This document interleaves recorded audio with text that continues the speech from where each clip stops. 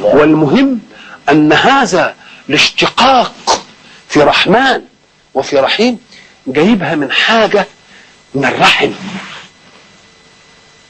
ما هي جايه من الرحمة، والرحمة من الايه؟ من الرحم. الرحم اللي هو مكان الجنين من بطن المرأة. شوف الحنو بتاعه ايه، شوف الحناية بتاعته ايه. فراح جايبها في البداية اللي مغميها علينا احنا. ولذلك في الحديث القدسي أنا الرحمن وهذه الايه؟